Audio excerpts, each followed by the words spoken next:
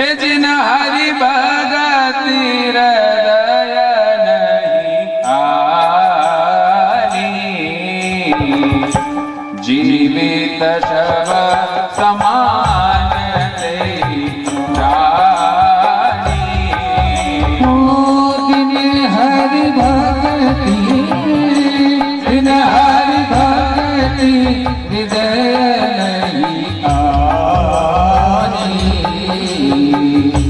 जीवित शव समान नहीं जानी।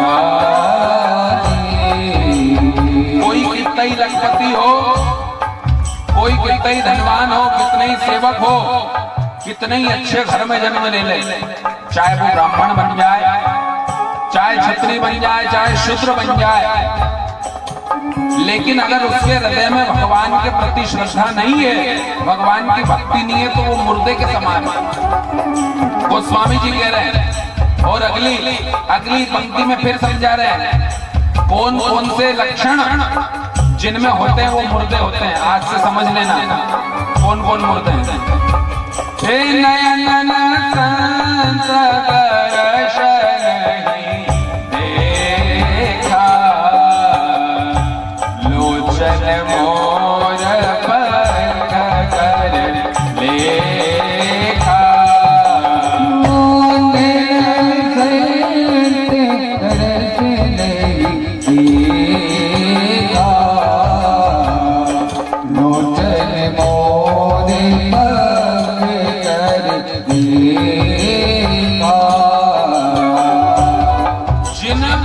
आंखों ने भगवान के साधु संत के ब्राह्मणों के दर्शन नहीं किए हो, वो आंख जैसे मोर पंख में बनी हुई आंख होती है ना, जैसे नकली आंख का समान। और वो कान, अब कान के बारे में कह रहे गोस्वामी जी, नैन ओ जिन हरि कथा सुनी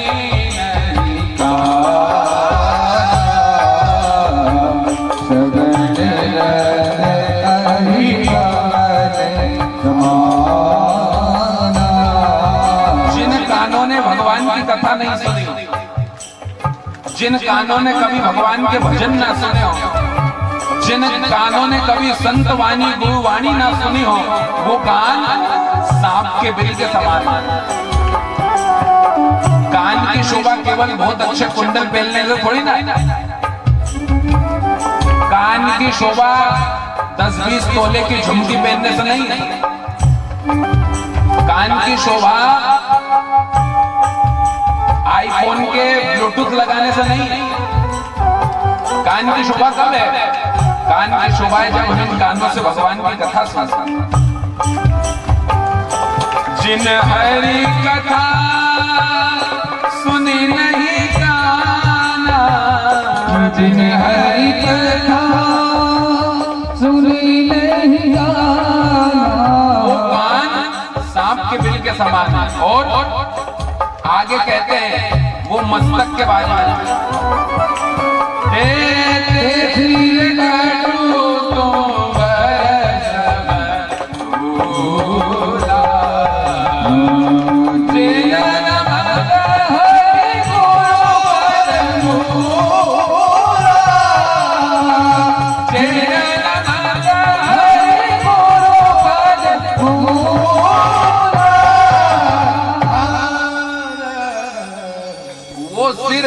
वो तुम्बे के समान है। कौन सा तुम्बा? वो नानी बाई के मायरे में सुना था ना तुम्बा। पहले क्या होता था कि कमंडल की बजाय संत लोग तुम्बा रखते थे। एक बड़ा सा होता है, गांव में अधिकतर मिलता है पहले, अब तो शायद। वो सिर्फ ऐसा ही है, चाहे कितना ही बड़ा हो महाराज, कितनी महंगी पगड़ी पहन रखी हो, कितना ही चांदी सोने का मुकुट पहन रखा हो, वो सिर श्रेष्ठ नहीं है महाराज।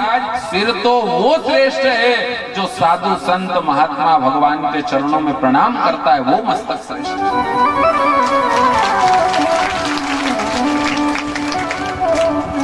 और कुलिस कठोर निठुर सोई छाती, सुनी हरि चरत न जो हर्षाती।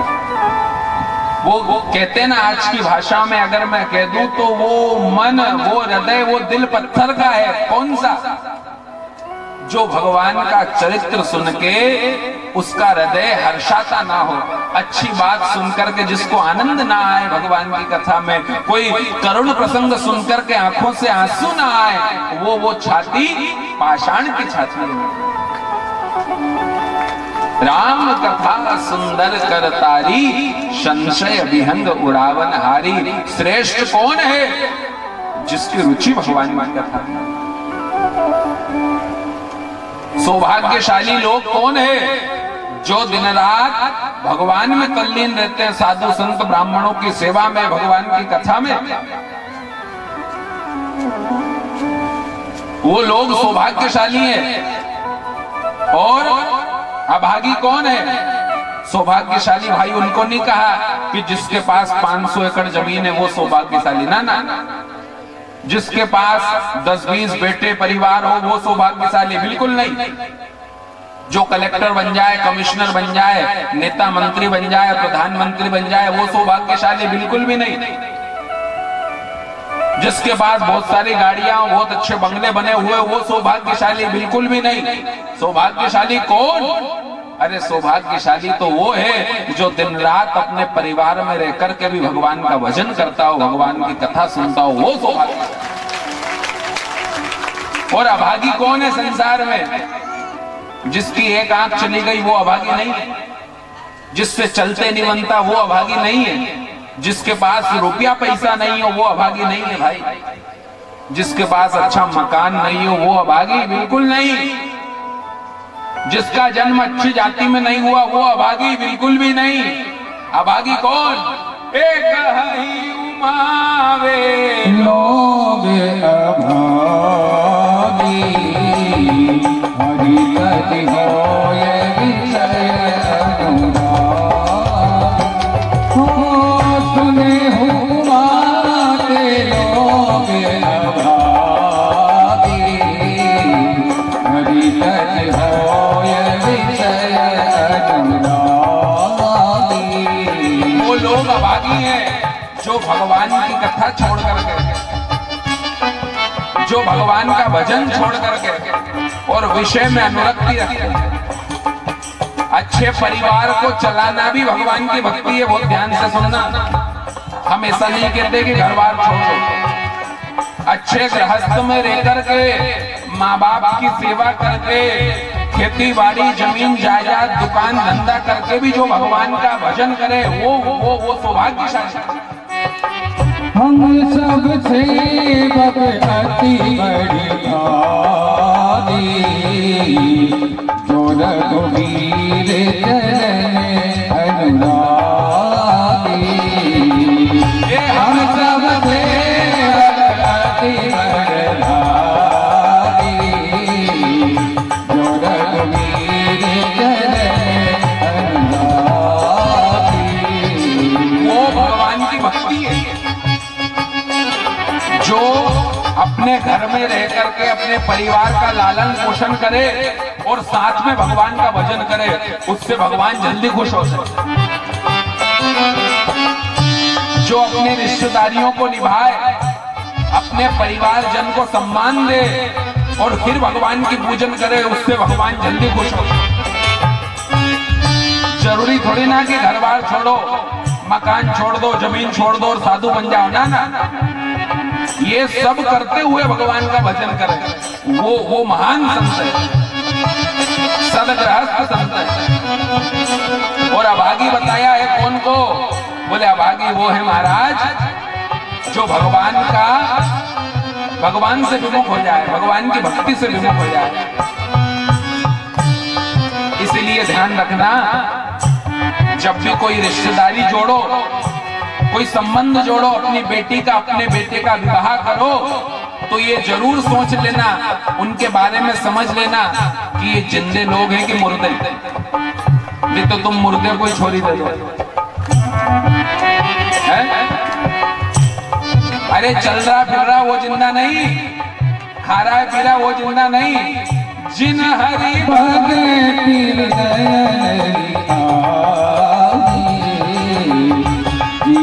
सब समान तेरी वाणी। जिनके हृदय में भगवान के प्रति कोई श्रद्धा ना हो, जिनके घर भगवान का पूजन ना होता हो, जो कभी ना तो कथा में जाते हो ना कभी कथा कराते हो, जिनका साधु संत ब्राह्मणों से कोई वास्ता नहीं हो, जिनका भगवान के मंदिर से कोई वास्ता ना हो, जो गरीबों को देख करके जिनका मन नहीं पिघलता हो, जो द्वार पे आए भिक्षुक को भिक्षा ना देता हो, ऐसे मुर्दे के साथ अपनी बेटी का विवाह कभी मत करना। ये जरूर देख लेना कि ये जिंदे आदमी है कि मुर्दे हैं, भगवान की भक्ति करते हैं या नहीं, इनका संबंध कोई साधु संत आश्रम से जुड़ा हुआ है या नहीं, इनने कभी कथा कराई कि नहीं। ऐसा संबंध जिन लोगों का भगवान से जुड़ा हुआ हो, जो संस्कारी परिवार हो, संस्कारवान हो, उसके साथ अपने बेटे और अपनी बेटी का विवाह करना। बेटी को दहेज में कार दो या ना दो कोई फर्क नहीं पड़ता, लेकिन अच्छे संस्कार देकर के विदा कर देना, महाराज कल्याण हो जाएगा। हरि भगति नहीं सब समान तेरी वाणी। श्री राम जय राम।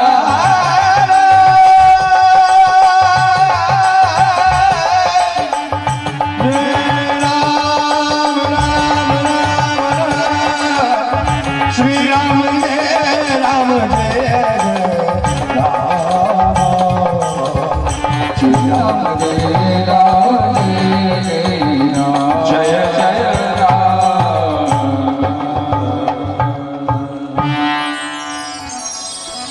ये कथा हमें इशारा कर रही है। अब भगवान शिव ने बताया कि संसार में कौन जिंदा है कौन मुर्दा है, और एक और बात, जिसके शरीर से प्राण निकल जाए वो मुर्दे को स्पर्श करो तो नहा लेते हो, बात ठीक है, कभी नहीं भी नहाओगे तो चल जाएगा, लेकिन जिंदा मुर्दा जिस दिन बगल में बैठ जाए उस दिन नर्मदा स्नान कर लेना हो जाकर।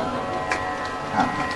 कई समाज में जाओ और जिंदा मुर्दा अगर आके बैठ जाए तो आके जरूर नहाना। घर वाले पूछे क्यों नहा रहे हो, बोले एक मुर्दे से टच होके आया।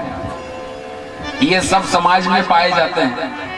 हाँ, कोई एक विशेष ठेका नहीं लगा है ठप्पा की इसी समाज में, ना सब समाज में। ये जिंदे मुर्दों से सावधान रहना और प्रयास करना कि ये सब गुण हमारे अंदर हो। हम अच्छे गृहस्थ में रह करके, अच्छी दुकान चला करके, अच्छा व्यापार चला करके, अच्छी खेती बाड़ी करके फिर भी हम भगवान का भजन कर सकते हैं। साधु बन जाओगे तो बहुत टेंशन हो जाएंगे। सुबह उठते ही गर्म पानी कौन देगा, ये श्रीमती गर्म पानी तो रख दे है। भगवान के बर्तन कौन साफ करेगा, भगवान के बर्तन तो साफ मिलते हैं। फूल तोड़ के कंप्लीट तो मिलते हैं, भगवान का भोग कंप्लीट तो मिलता है। तो गृहस्थ में रहकर के भी हम भगवान का भजन कर सकते हैं। आगे बाबा भोलेनाथ पार्वती से कथा श्रवण कराते हुए कहते हैं, सबके गान ज्ञान गम्य भगवान श्री राम है, सबके आराध्य है, वही दशरथ नंदन है, वही सगुण है, वही निर्गुण है। भगवान का स्वरूप कैसा है? निर्गुण सगुण दो ही एक ही है महाराज। निर्गुण जल होता है, और जल को अगर गिलास में फ्रीज में रख दिया जाए तो वो जल बर्फ का आकार ले लेता है, यानी सगुण बन जाता है। किसी कटोरे में रख दोगे तो वो पानी कटोरे का आकार ले लेगा, किसी और बड़े पात्र में रख दोगे तो वही जल जो निर्गुण था वो सगुण बन जाएगा। वैसे ही भगवान है, बिना सगुण को मान के निर्गुण की उपासना नहीं हो सकती। इसलिए वही निर्गुण है, वही सगुण है, दोनों एक ही है। वही निराकार है, वही साकार है भगवान। और जहां भक्त जैसा पुकारता है भगवान वैसे बन जाते हैं भक्तों की रक्षा के लिए। और जरूरी नहीं कि हमने 1 लाख रुपया दान में दिया और जब तक अपनी नाम की प्लेट नहीं लगवाएंगे जब तक भगवान नहीं देखेगा, ऐसा नहीं। लोग 100 का नोट भी चढ़ाए तो सोचते हैं 10-20 लोग देख ले और फिर मैं चढ़ाऊं, है? थोड़ा सा कहीं मंदिर में धर्मशाला में अगर निर्माण करा दिया तो इतनी बड़ी प्लेट लगा देंगे फलाने फलाने के नाम से ये दान दिया गया। नहीं, भगवान को ये सबकी जरूरत नहीं पड़ती। तो भगवान तो बिना पग के चल लेता है, बिना कान के सुन लेता है। बिनु पग चल ही सुनाई बिनु गाना, बिनु पग चल ही सुनाई बिनु गाना, बिनु पग चल ही सुनाई बिनु गाना, कर बिनु कर मबरे विधि नाना, कर बिनु कर मबरे विधि नाना, आनन रहित सकल रस भोगी भोगी भोगी।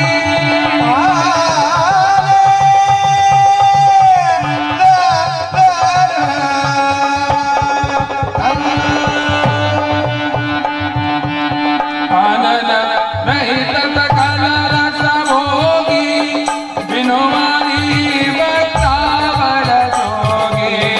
आनन रहित सकल रस भोगी, बिनु मारी भक्ता बड़ जोगी। बिनु पग चलाई सुनाई बिनु गाना, बिनु पग चलहि सुनाई बिनु गाना, कर बिनु कर मगरे विधि नाना, कर बिनु कर मगरे विधि नाना। आनन रहित सकल रस भोगी, बिनु बारी भक्ता बड़ जोगी। सकल रस भोगी, बिनु बारी भक्ता बड़ जोगी। वो बिना कान के सुन लेता है, बिना पांव के चलने लगता है, बिना वाणी के बहुत अच्छा बनता है। आनन रहित सकल रस भोगी। इसलिए भगवान हमको देख रहा है। हम भगवान की कथा में जा रहे हैं। संसार देख पाए या ना देख पाए, समिति देख पाए या ना देख पाए, कथावाचक देख पाए या ना देख पाए महाराज, लेकिन जो कथा में आया है, जो भगवान के मंदिर में आया है, जो भगवान की शरण में आया है, उसे भगवान ने जरूर देख लिया। ये पक्की बात है। भगवान जरूर देख लेता है। दुनिया का बन कर देख लिया, भगवान का बन कर देख जरा। इस राह में कितनी खुशियां हैं, इस राह पे चल कर देख जरा। भक्ति में कितनी शक्ति है, ओ भक्ति में कितनी शक्ति है, ये पूछो प्रेम दीवानों से। ओ ये पूछो प्रेम दीवानों से। एक बार तो भक्ति का प्याला, एक बार तो भक्ति का प्याला, ए प्राणी पी कर देख जरा। कर देख जरा। दुनिया का बन कर देख लिया, भगवान का बन कर एक बार भगवान को भी तो आजमा के देखो। और अब भगवान आगे बता रहे हैं, जो पार्वती ने प्रश्न किया, नाच धर हुनर तन के है तू, मोहे समुझाई कहूँ वृष के तू। भगवान नर्तन धारण करके क्यों आते हैं, मुझे समझाइए। भगवान समझा रहे हैं, हरि अवतार हे तुझे होई, इदमित्थम कही जाई न सोई। भगवान अवतार लेकर के क्यों आते हैं, ये पक्की बात कोई नहीं बता सकता, क्योंकि भगवान के अवतार लेने के बहुत सारे कारण हैं। भगवान का सबसे श्रेष्ठ कारण अगर कोई है आने का, तो वो मैं आपको बताता हूं। पार्वती ने पूछा भगवान क्यों अवतार लेकर के आते हैं, तो पार्वती को जवाब भगवान शिव ने क्या दिया। भगवान शिव कह रहे हैं कि भगवान का अवतार इसलिए होता है जब जब हो धर्म के हानि, जब जब हो धर्म की हानि, पारहि असुर धर्मय अभिमानी, पारहि असुर धर्मय अभिमानी। तब तब धरि प्रभु, तब तब धरि प्रभु विविध शरीरा, हरहि भावि विसर्जन वीरा। तब तब प्रभु धरि विविध शरीरा,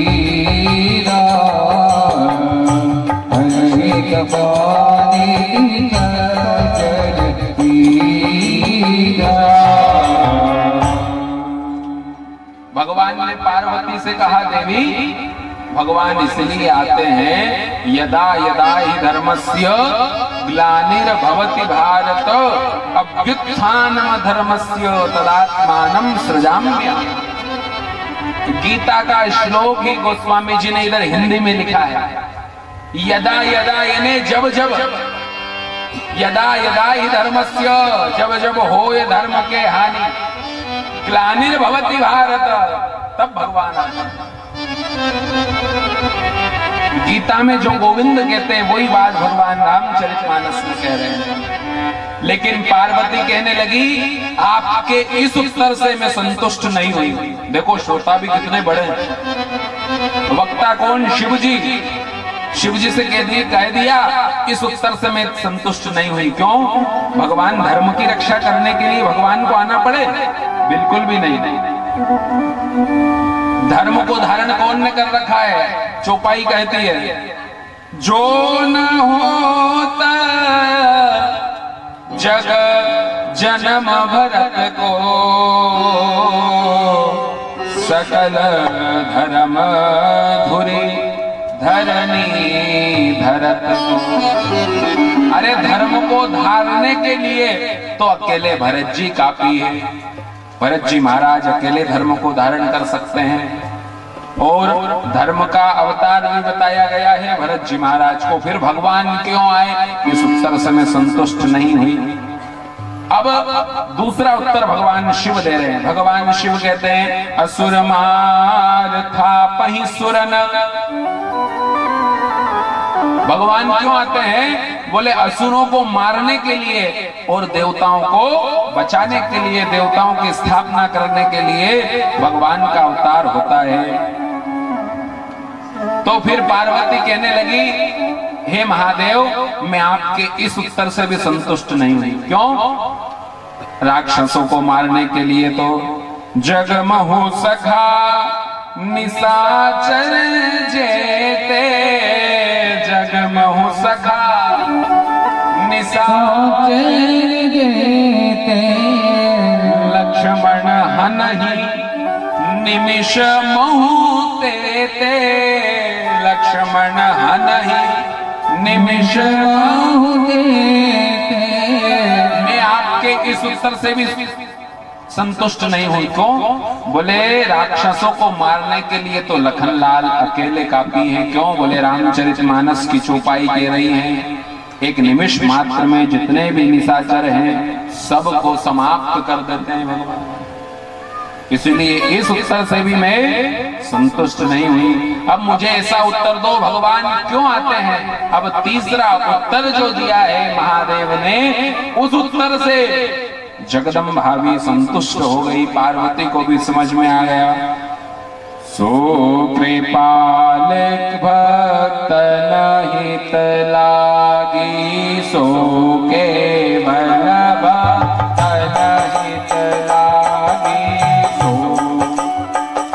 भक्त हित लागी, सो केवल भक्त हित लागी, सो केवल भक्त हित लागी, सो केवल भक्तन हित लागी, परम कृपाल प्रणत अनुरागी, सो केवल भक्तन हित लागी, परम कृपाल प्रणत अनुरागी, सो केवल भक्तन हितकारी, परम कृपाल प्रणत अनुरागी, सो केवल भक्त हितकारी, सो केवल भक्त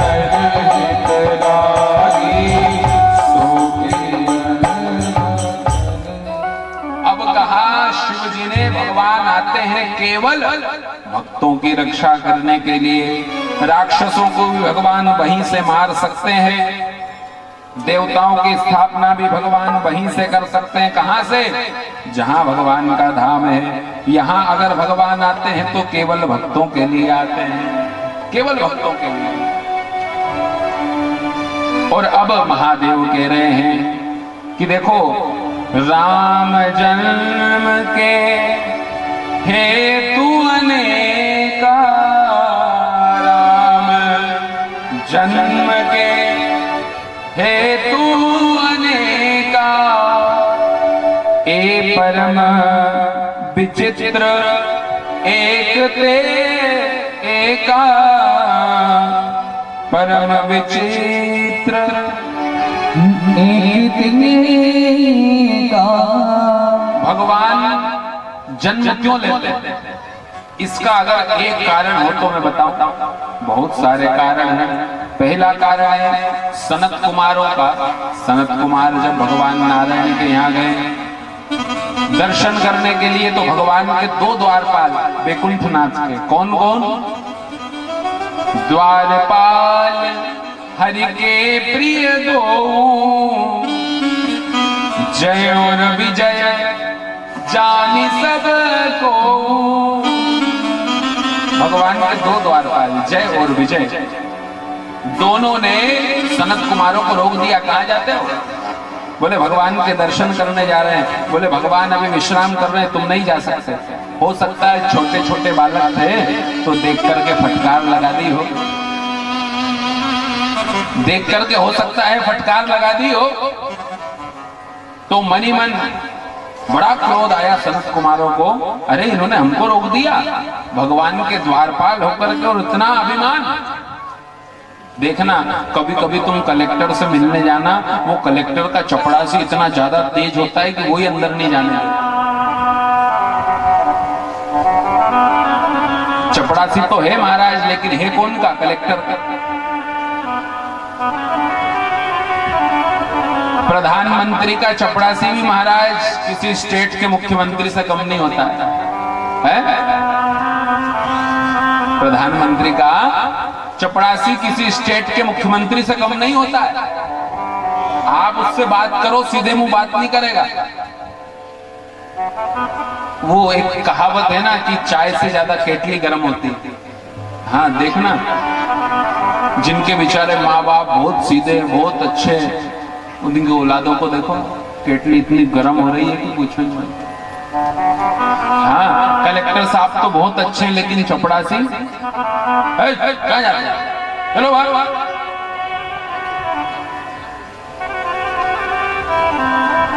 वैसे ही द्वारपालों ने रोक दिया, और जब रोका सनत कुमारों ने श्राप दे दिया, जाओ राक्षस योनि को प्राप्त हो जाओ। घबराने लगे, चरणों में गिर गए, कृपा करो अब क्या होगा। जब बार बार प्रार्थना की, प्रणाम किया, इतने में भगवान वैकुंठनाथ आ गए। वैकुंठनाथ ने कहा जो अपराध मेरे द्वारपालों ने किया है वो इनका नहीं, मेरा है, आप कृपा करके क्षमा कर दो। अब प्रसन्न हुए सनत कुमार, आशीर्वाद दिया तुम राक्षस तो बनोगे, लेकिन जब जब राक्षस बनोगे तब तब भगवान अवतार लेकर के आएंगे और तुम्हारा उद्धार करेंगे। 3 जन्म तक तुमको राक्षस बनना पड़ेगा। पहला जन्म हिरण्याक्ष और हिरण्यकश्यपु के रूप में होगा, दूसरा जन्म रावण और कुंभकर्ण के रूप में होगा, तीसरा जन्म दंत्रवक्त और शिशुपाल के रूप में होगा। ऐसा श्राप और आशीर्वाद दोनों दे दिया। और सुनो, एक भक्त जितना भगवान को याद नहीं करेगा उतना तुम याद करोगे। वही सनत कुमारों के श्राप से एक कारण भगवान के अवतार का ये है कि सनत कुमारों ने श्राप दिया, इसलिए भगवान राम बन करके आए। एक कारण, और बहुत सारे कारण हैं। राम जन्म के हेतु अनेका। एक बार एक कारण और बताया गया। भगवान की इच्छा हुई एक बार युद्ध करने, तो युद्ध किससे करे? भगवान का सामना कोई सेवक तो कर नहीं सकता, इसलिए भगवान युद्ध करने के लिए अलग अलग अवतार में आए। और एक बड़ा राक्षस था जिसका नाम जालंधर था, बड़ा आतंकी था महाराज, देवताओं को परास्त कर दिया। और जब पूरे देवता त्राही त्राही हो गए, भगवान नारायण की शरण में गए, देवताओं से पूछा तुम इसको मार क्यों नहीं पा रहे हो? तब देवताओं ने कहा इसकी पत्नी बड़ी पतिव्रता है, जिसका नाम है वृंदा। वो जब पूजन पाठ करने के लिए बैठती तो ये युद्ध में विजय हो जाता था। अब क्या किया जाए? भगवान खुद जलंधर का रूप भगवान ने धारण किया और जाकर के वृंदा का प्रतिबद्ध धर्म भंग किया। उस धर्म को भी समाप्त कर देना चाहिए जिस धर्म की आड़ में अधर्म पल रहा हो। बहुत ध्यान से सुनना, बड़ी बात है। अधर्म को जो पुष्पित करे, पल्लवित करे, धर्म की रक्षा करना आपका हमारा सबका कर्तव्य है, लेकिन वो धर्म को समाप्त कर देना चाहिए जो धर्म की आड़ में अधर्म पल रहा है। भगवान ने पतिव्रता धर्म वृंदा का नष्ट किया और जिस धर्म की भगवान रक्षा करते हैं उसी धर्म को भगवान ने जब समाप्त किया, वो जालंधर का उद्धार हुआ। और भगवान ने ऐसा एक आशीर्वाद दिया कि अगला जो जन्म होगा फिर तेरा सामना मेरे से होगा। तहाँ जालंधर रावण भयहूँ, रन सहित राम परम पद दयहूँ। वो जालंधर रावण हुआ। एक कथा ऐसी भी आती है। और भगवान को अवतार लेना पड़ा, ये दूसरा कारण। और एक तीसरा कारण बताता हूं। कौन सा कारण है? भगवान महादेव कह रहे हैं कौन से? पार्वती से। बोले तुम्हारे गुरु नारद, उनने एक बार भगवान को श्राप दे दिया। तुम्हारे गुरुजी ने एक बार भगवान को श्राप दे दिया था नारायण को, इसीलिए भगवान को अवतार लेना पड़ा। जैसे ही पार्वती ने सुना कि मेरे गुरुजी ने श्राप दे दिया था, इतने सुनते ही विस्मय में पड़ गई और गोस्वामी जी ने पंक्ति प्रस्तुत की है।